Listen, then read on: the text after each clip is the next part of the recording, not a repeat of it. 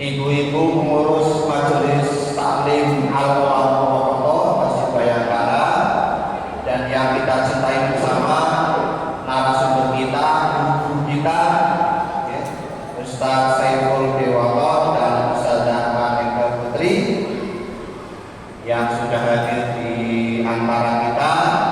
Alhamdulillahirabbil alamin. Ibu sekalian, bapak sekalian, kita bersyukur kepada Allah Subhanahu wa taala bahwa siang hari ini kita diberikan matahari yang terang benderang. Mungkin di tempat lain ada yang mendung, ada yang hujan. Alhamdulillah siang hari ini di kota Perwira Purbalingga kita merasakan nikmat cahaya yang terang, sehingga kita hari ini juga bisa hadir di masjid kita tercinta, dan juga kita merasakan nikmat iman dan Islam. Itulah yang membuat kita bergerak sehingga kita hadir di masjid kita tercinta ini.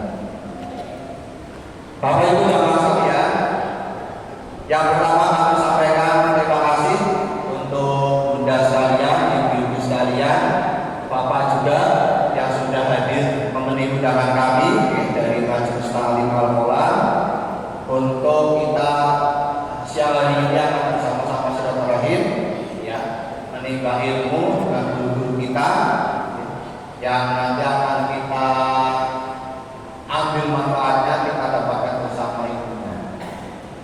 Baik, izin Ustaz pantun dulu, ya, orang baca. Kerja pagi pulangnya malam, sampai rumah minumnya kopi. Kita ada di Masjid Agung Darussalam, kumpul semua untuk mengaji. Satu lagi, mari rasa iwak kuku bawah, mampir warung boleh roti. Iki wulan Rabiul Awal, wulan melayani Kanjeng Nabi. Bapak Ibu sekalian, jadi nanti kita akan temanya juga tentang Rasulullah, bisa ya? Tentang Rasulullah, ibu Rasulullah, mobil khusus nanti kisahnya tentang Bilal bin Rabah. Baik, untuk mendapatkan ridha Allah, kita bersama-sama buka majelis ini dengan membaca lafal basmalah bersama-sama. Bismillahirrahmanirrahim. Dan selanjutnya sambutan tunggal kepada pengurus Majelis Taklim Al-Quran Masjid Bayangkara Purwokerto, kepada ibu saat ini dipersilakan.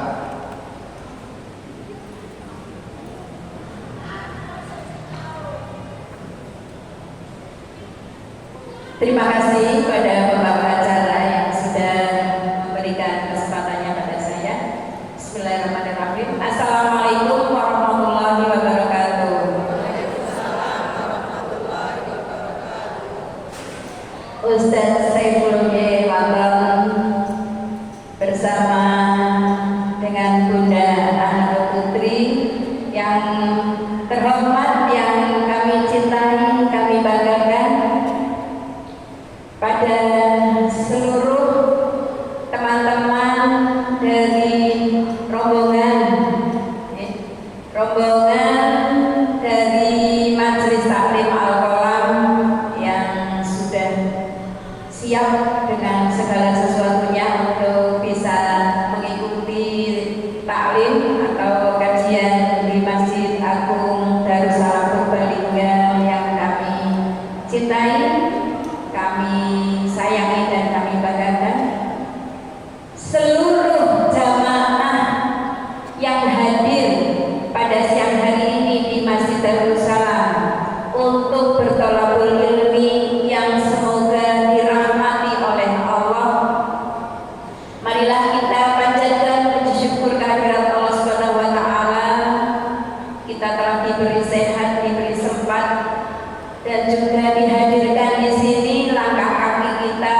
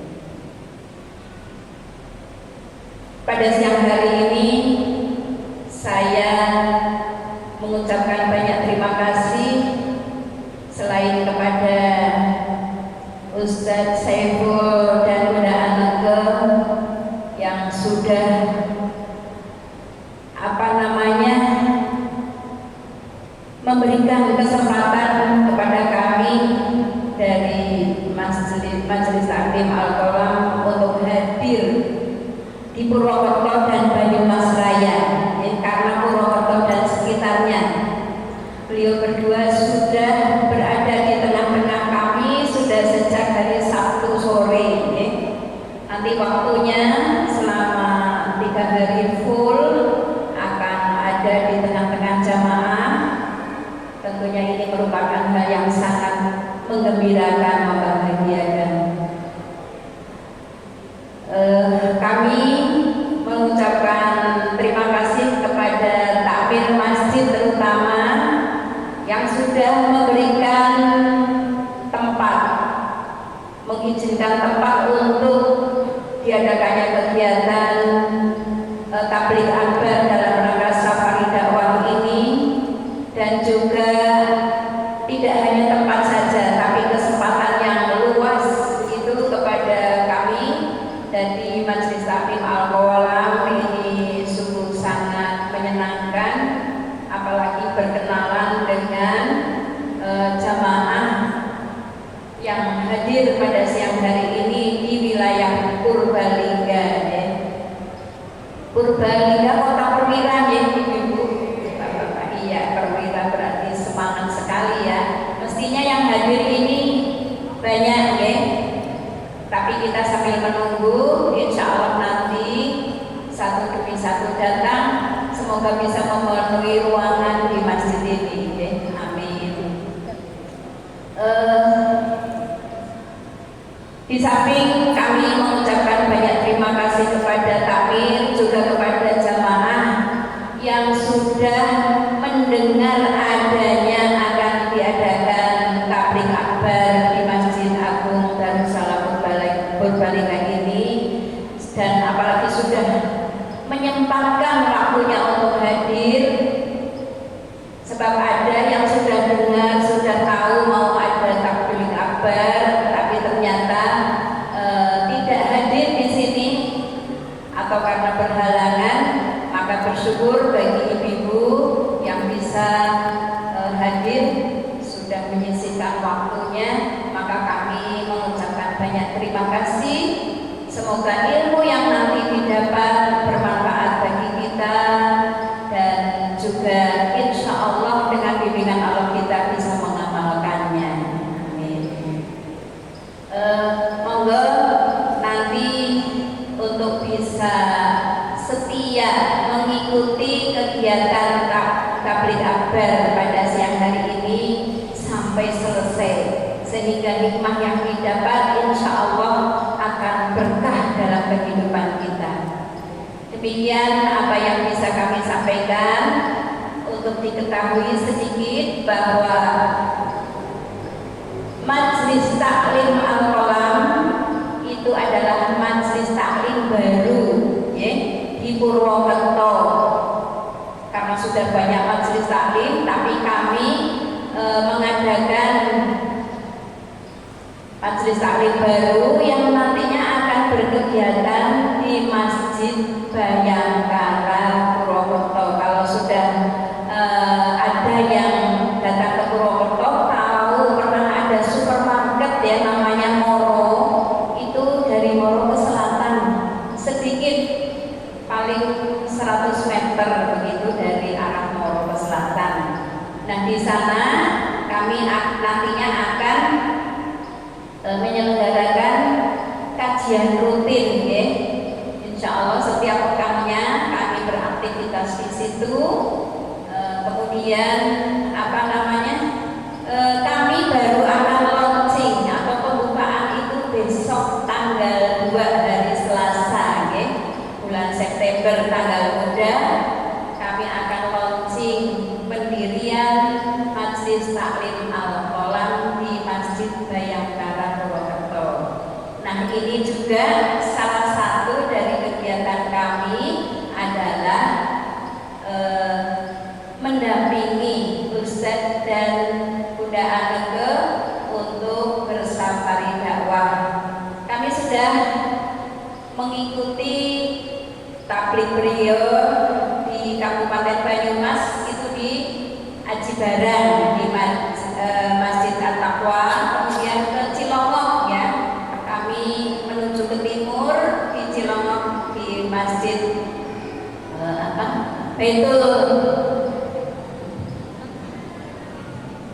Baitul Matin di Cilongok, kemudian kemarin berakhir di Banyumas.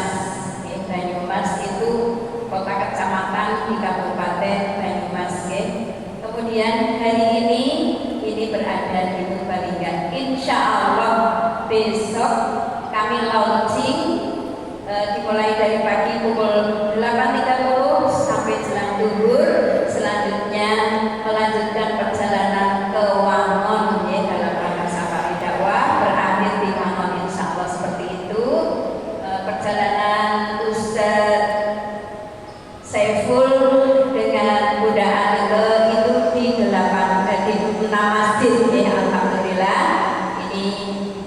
hari ini siang ini berada di Masjid Agung Darussalam Purbalingga.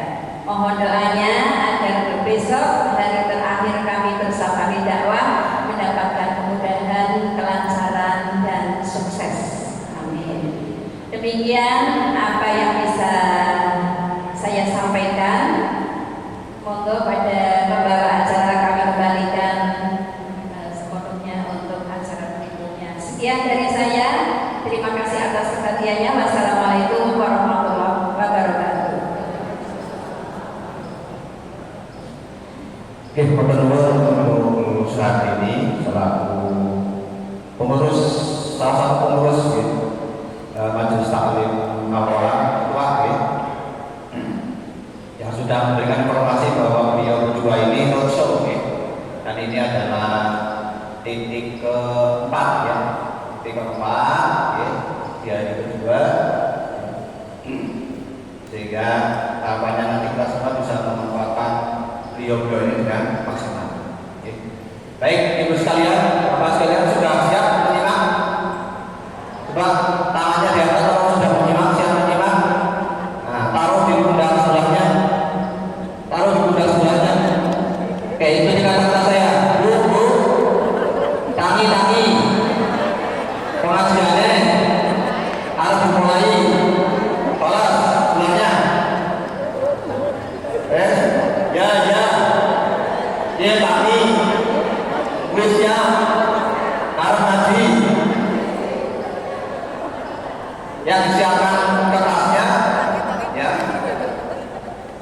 Nanti kalau sebelahnya mulai jemut, senggol, ya. Ya, kalau sebelahnya mulai senggol, ya, biar nanti kehilang, bisa fokus lagi ke beliau berdua ini. Oke, jangan lupa nanti ada progres, ya, ada progres. Ibu sekalian bisa fokus, nyimak, bertanya boleh, jawab pertanyaan juga boleh. Nah, ibu bapak sekalian, jadi berarti sudah sempat disampaikan ya. Jadi kalau udah anak ini, ibu sekalian, kalau saya tidak menangi, dapatnya mungkin ini. Ada keluarga Semarang, dia sudah pernah film beliau pemerannya. Kalau film yang lain itu Saur Sepuh, kurang menangi Saur Sepuh. Ibu saya keluarga Semarang, kita banyak film yang sudah beliau bintangi dan Ustaz Saiful juga sutradara kita sutradara. Saya pernah nonton film Orang Gondrong apa? Orang Gondrong. Saya pernah nontonnya Orang Gondrong. Ya, itu beliau ya, Ustaz Saiful ya, salah satu sutradaranya. Itu film Orang Gondrong itu menginspirasi saya waktu itu ya. Saya pernah nonton filmnya. Baik, tanpa panjang kala, sudah tepat kami haturkan ke Ustaz Saiful Dewanto dan Bunda Ana Putri. Monggo Ustaz.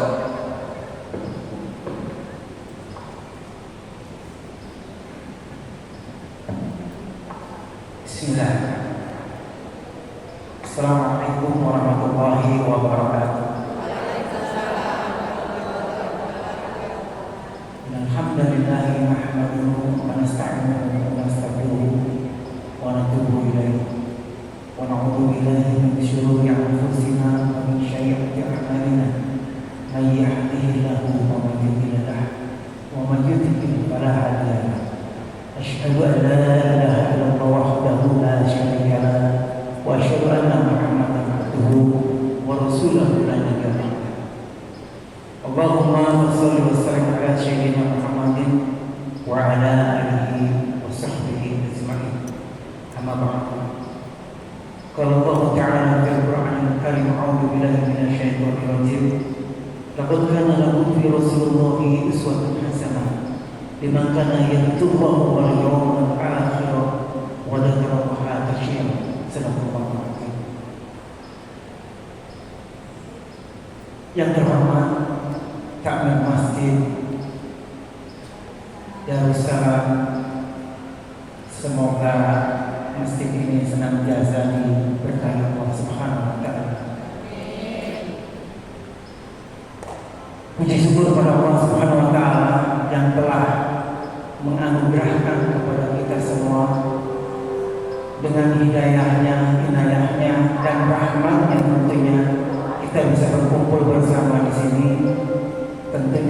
murka Allah Subhanahu wa taala. Dan kita insya Allah menjadi orang-orang pilihan oleh Allah Subhanahu wa taala dengan menghadiri majelis taklim saat ini. Karena apa? Karena di saat yang panas terik ini dan di saat ibu-ibu, bapak-bapak yang lain itu sedang tidur barangkali istirahat, tapi kita berusaha untuk datang ke masjid mencari ilmu Allah Subhanahu wa taala. Mudah-mudahan kita semua dimudahkan oleh Allah Subhanahu wa taala. Amin. Salawat dan salam kita sanjungkan kepada junjungan kita Nabi besar Muhammad sallallahu alaihi wasallam yang telah membawa kita, yang telah memberikan cahaya iman kepada kita semua, yang telah memberikan ruang kepada kita untuk mencari yang terbaik di mata Allah Subhanahu wa taala. Untuk itu, sebelum kita mulai, kita berserah kepada Rasulullah agar sholat ini menjadi saksi dan menjadi syafaat nanti di yaumil akhir. Sallallahu ala Muhammad, sallallahu ala wasallam, sallallahu ala Muhammad, sallallahu alaihi wasallam. Allahumma sholli ala sayyidina Sallallahu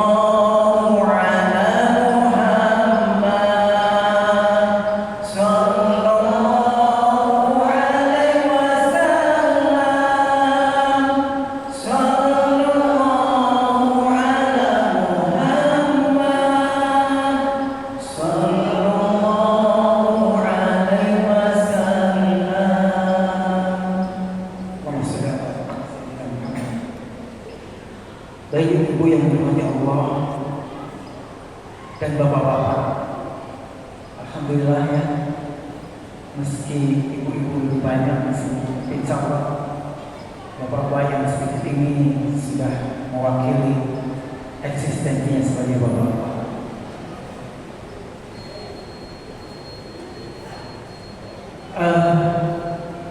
Temanya kali ini adalah bagaimana meneladani atau rindu Rasulullah. Ya, rindu kepada Rasulullah itu haruslah senantiasa kita sanjungkan agar kita bisa mendekatkan diri kita kepada Allah Subhanahu wa taala. Dan yang paling terpenting adalah bagaimana kita meneladani dari apa yang Rasulullah kita senantiasa ajarkan kepada kita semua. Seperti tadi yang saya sampaikan di awal bahwa Rasulullah adalah teladan bagi kita semua. Teladan di mana akhlak beliau, di mana keimanan beliau, di mana kepemimpinan beliau, semuanya sudah sempurna. Tinggal kita sebagai umatnya bagaimana mencontoh cara-cara beliau. Sebetulnya kalau kita umat Islam bisa mencontoh bagaimana kepemimpinan beliau, maka saya yakin tidak akan ada gejolak seperti hari ini yang terjadi hampir di seluruh Indonesia. Ada gejolak yang sangat luar biasa hari ini terjadi. Semua itu karena kita meninggalkan kepemimpinan Rasulullah SAW. Hadirin sekalian,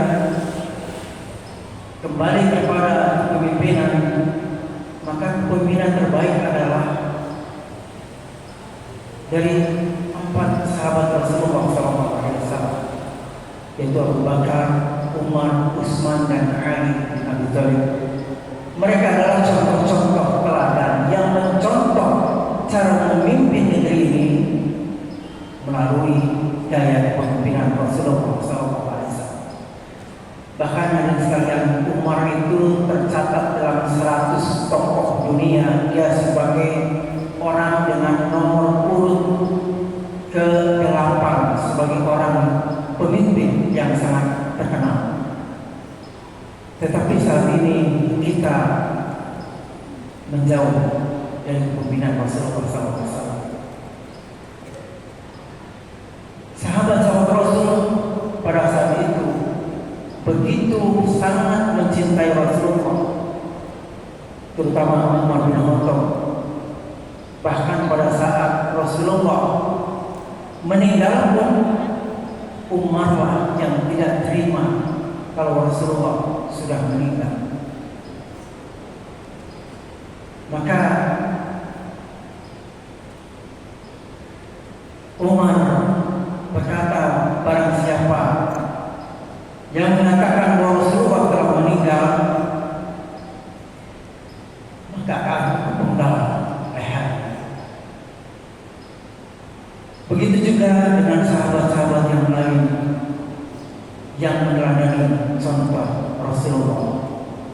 Ada satu sahabat Rasul yang dia berasal dari kalangan budak, yaitu yang bernama Bilal bin Rabah. Bilal adalah seorang budak yang akhirnya dimerdekakan oleh seorang Abu Bakar As-Siddiq. Dia menjadi seorang yang merdeka, dan Bilal adalah contoh salah satu seorang pemuda yang begitu sangat mencintai Rasulullah SAW. Hadirin sekalian, pada kesempatan ini saya akan mengambil kisah Bilal bin Rabah, karena beliau adalah terlahir dari kalangan rakyat biasa, bukan dari kalangan yang luar biasa. Barangkali kalau Abu Bakar terlahir dari kalangan orang-orang yang sangat berada, Umar, Utsman itu dari kalangan yang sangat berada, bahkan Ali pun dari kalangan yang sangat berada. Tapi Bilal adalah sosok manusia yang terlahir dari kalangan papa, dari seorang budak. Baik, dari sekalian saya ingin menceritakan itu, tapi boleh saya di depan untuk menceritakan biar lebih dekat. Ya, satu ketika pada saat meninggalnya Rasulullah SAW, orang yang paling berduka saat itu adalah Bilal bin Rabah. Kenapa? Karena Bilal begitu sangat mencintai Rasulullah. Bilal sejak dia dihukum ditiban batu untuk mengatakan Tuhan kepada Tuhannya kaum Quraisy, namun Bilal selalu mengatakan ahadun ahadun. Dia hanya memohonkan yang satu, yaitu Allah Subhanahu wa Ta'ala. Sehingga Bilal pada saat Rasulullah meninggal, beliau sangat terpukul hati,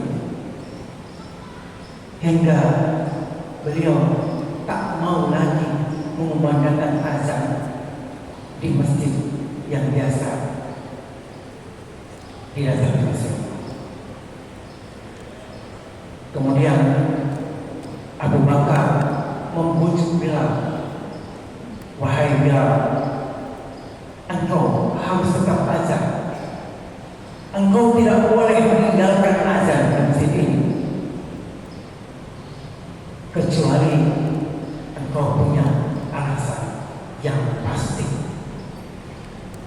Bilal pun kemudian melihat mimbar, melihat lagi menara, melihat mimbar, melihat lagi menara.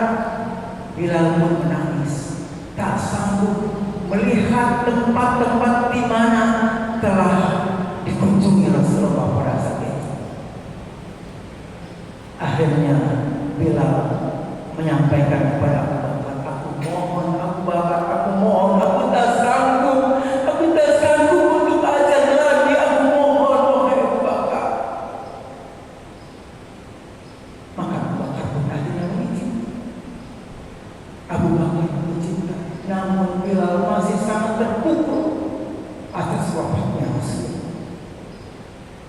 Akhirnya Bilal pun pergi ke negeri Syam, menjauh dari Madinah,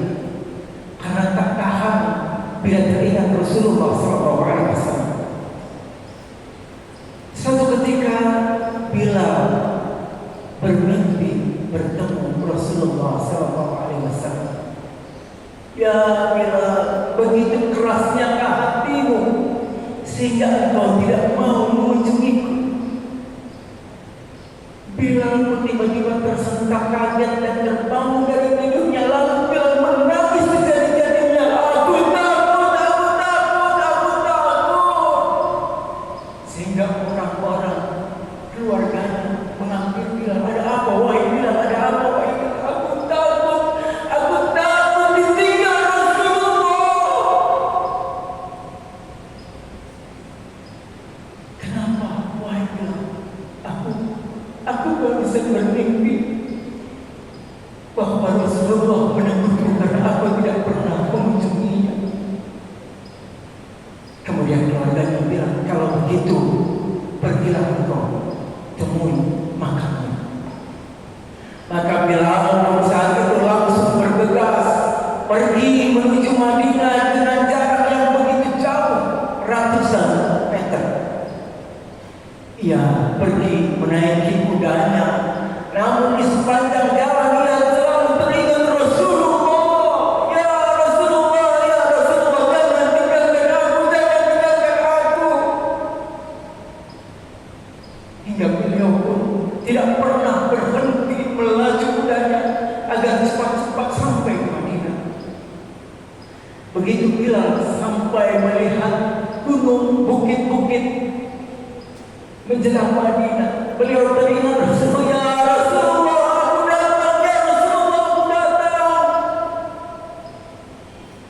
Terus dia lakukan sepanjang perjalanan hingga tiba lagi di makam Rasulullah dengan suara yang sudah tidak keluar lagi dan menangis di makam Rasulullah. Ya Rasulullah, aku datang. Ya Rasulullah, aku datang. Ya Rasulullah, jangan tinggalkan aku. Bilal menangis dalam kerinduan yang dahsyat. Kemudian tak lama ada seseorang yang menepuk punggung Bilal. Bilal, ada apa? Kemudian Bilal menoleh ke atas, yang ternyata adalah Abu Bakar. Wahai Abu Bakar, aku bermimpi bertemu Rasulullah. Beliau menyampaikan kepada aku bahwa aku telah meninggalkannya. Apakah Rasulullah akan meninggalkanku, wahai Abu Bakar? Maka Abu Bakar menjawab, tidak, Bilal. Barang siapa yang berselawat kepada Rasulullah, maka beliau tidak akan pernah ditinggalkan oleh Rasulullah. Beliau pun, Bilal pun akhirnya bisa mengendalikan emosinya. Benarkah begitu wahai Abu Bakar? Ya, begitulah. Bilal pun akhirnya berdiskusi dengan Abu Bakar hingga Abu Bakar meminta kepada Bilal, wahai Bilal, bisakah engkau azan kembali di masjid ini? Kemudian Bilal melihat menara, melihat lagi mimbar, melihat lagi menara, melihat lagi mimbar. Bilal pun menangis sekali lagi. Beliau teringat kembali kepada Rasulullah dan tak sanggup untuk melakukan azan. Ya Abu Bakar, aku tak sanggup untuk azan. Wahai Abu Bakar, aku tak sanggup. Aku selalu teringat Rasulullah. Ya Abu Bakar. Begitulah Bilal, seorang manusia yang begitu sangat mencintai Rasulullah. Bilal kemudian didatangi oleh dua orang anak laki-laki yang tak lain adalah Al-Hasan dan Al-Husain. Wahai tukang ajar kakekku,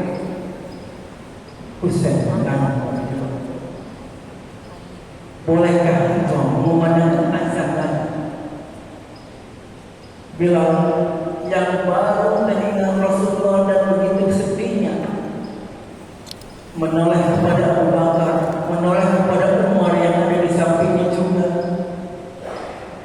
menoleh sekali lagi, maka Abu Bakar berkata, lakukanlah azan. Kemudian Bilal berkata, sungguh kalau aku tidak takut azanku didengar oleh Rasulullah di surga, aku tidak akan azan. Tapi aku takut nanti azanku tidak didengar Rasulullah karena cucu Rasulullah memintanya, maka untukmu akan aku. Maka Bilal pun melihat muka Hasan, melihat kaki Husain, melihat kaki muka Hasan, melihat kaki Husain, kemudian Bilal memeluk wajah dan menangis sekali lagi, ya Rasulullah, aku melihat wajahmu di Hasan dan aku melihat kakimu di Husain, dan di antara keduanya aku mencium bau keringatmu. Begitulah orang yang mencintai Rasulullah, sampai keringatnya pun dia kenali, seperti kita mengenali keringat pasangan kita. Akhirnya ditentukanlah waktu azan itu. Pada saat menjelang subuh, Bilal sudah duduk di barisan paling depan. Kemudian dia berdiri. Orang-orang sudah mulai melihat ada Bilal, ada Bilal. Bilal pun berdiri akan melakukan azan. Dia lihat mimbar, dia lihat menara. Kemudian Bilal memberanikan diri naik ke atas menara. Orang-orang mulai berbondong-bondong. Mereka teringat melihat Bilal, teringat ada Rasulullah di samping Bilal pada saat itu, sehingga jamaah pada saat itu pun banyak yang menangis. Kemudian Bilal naik ke atas untuk mengumandangkan azan. Allahu Akbar, Allahu Akbar,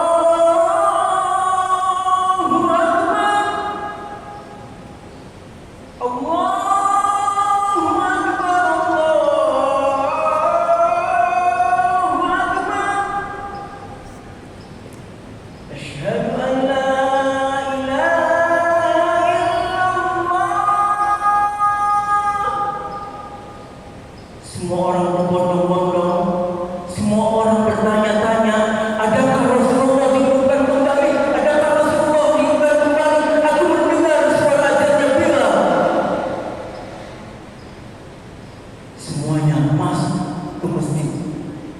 tiba-tiba semua orang balik ke masjid. Lalu Bilal melanjutkan azan. Asyhadu an la ilaha illallah. Bilal tak sanggup melanjutkan azannya. Bilal tak sanggup melanjutkan azannya karena dia teringat Rasulullah SAW. Bilal langsung pingsan pada saat itu. Sehingga semua orang yang ada di situ semuanya menangis karena teringat Rasulullah SAW.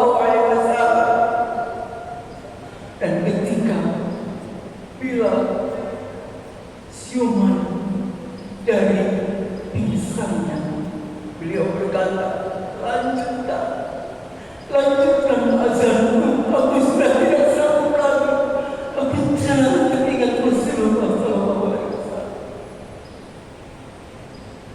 Maka hari itu menjadi hari kesedihan umat Islam, karena semua teringat Rasulullah, karena semua teringat Rasulullah hadir dalam jiwanya.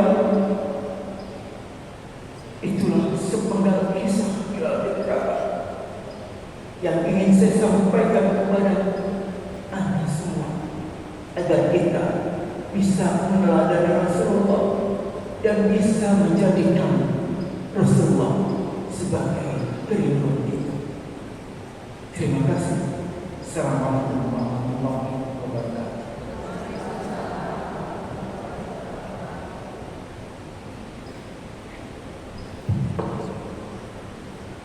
Masya Allah. Ibu-ibu menyimak. Alhamdulillah. Soalnya kalau dari belakang itu suaranya feedback. Hampir 80% saya tidak mendengar. Tetapi walaupun saya tidak bisa mendengar karena feedback, tapi karena kisah Bilal ini sudah begitu kita kenal, saya bisa merasakan bahwa seolah-olah saat itu ada di mata kita, di depan mata kita, berada di masjid Abu Darussalam. Masya Allah. Kalau suara saya bagaimana Bu? Feedback masih? Apakah masih jelas atau tidak? Jelas, alhamdulillah. Berarti untuk yang ke atas sana aman. Alhamdulillah. Bunda-bunda yang terkasih, apa kabar? Alhamdulillah, saya merasa bahagia. Seperti yang Mas Fatul tadi bilang bahwa jam 1 sampai jam 3 itu enaknya kita tidur di kasur. Ya Bu ya. Habis masak, tunggu anak sekolah, tunggu bapak pulang, nyediain makanan di meja, kita bisa tiduran. Di saat itulah ibu rumah tangga mengambil nafas untuk istirahat. Tapi ibu-ibu yang ada di sini, Masya Allah, nafas itu ibu gunakan untuk melangkah ke masjid Abu Darussalam. Tepuk tangan buat ibu-ibu semua. Alhamdulillah, barakallah. Ibu-ibu yang saya cintai karena Allah, kalau kita melihat sosok Rasulullah, apa yang terlintas dalam benak kita, saya mulai mengacaknya. Mudah-mudahan ini bisa mengurangi rasa kangen kita. Apa salah saya apa? Mbak apa di sini? Mbak Yu. Maaf saya sekarang tinggal di Cirebon, makanya Pak nyontetnya apa? Mbak apa yang Mbak pikirkan tentang sosok Rasulullah?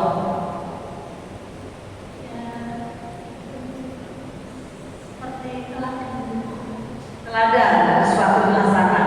Nah, sekarang saya ngacak lagi. Saya tidak menakutkan supaya bisa dekat. Bunda, apa yang Bunda kan sering mendengar cerita mengenai Rasulullah. Apa yang Bunda bisa ambil petik dari ibrah dari sosok Rasulullah Sallallahu Alaihi Wasallam? Rasulullah itu sebagai teladan dan juga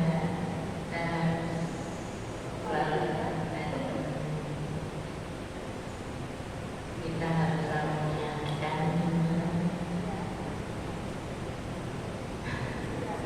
Speechless ya, kalau membayangkan sosok Rasulullah, ya suri tauladan bagi kita. Di samping itu, Bun, Rasulullah itu adalah sosok yang pastinya ganteng, ya, tidak kalah dengan Nabi Yusuf. Bahkan saya baca mengenai syamil Rasulullah itu kalau ketawa itu giginya putih, ya.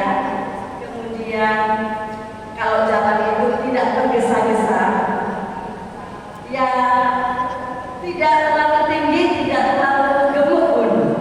Jadi ya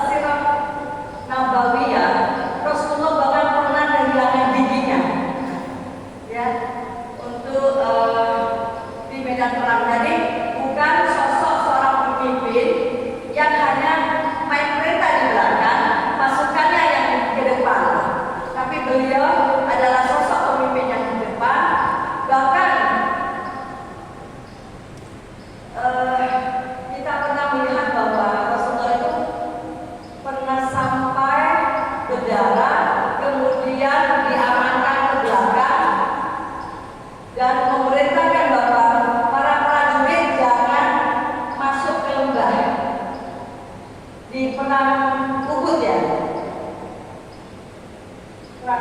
Uhud ya, Uhud ya. Jadi Rasulullah itu mengatakan kepada jangan mengambil ghanimah dahulu, gitu ya, karena dia memang tidak ada di sana. Tetapi inilah keserakahan manusia, walaupun berada di dalam circle itu, kalau apa namanya, dalam lingkaran Rasulullah, tetap saja ada keserakahan di dalam jiwa manusia. Itu yang kita bisa bahwa Rasulullah adalah sosok pemimpin yang berani di depan, memberikan contoh langsung, dan setiap perintahnya itu bukan harus diturutin, tapi harus diturutin karena benar. Ya, jadi Masya Allah. Tadi disebutkan bahwa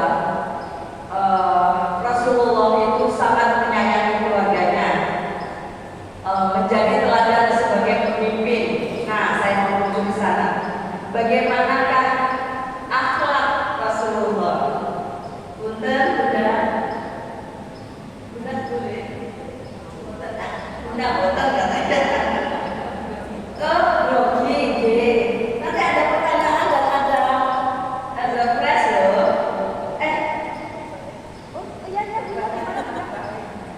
Akhlaknya sangat baik, tidak pernah mencela.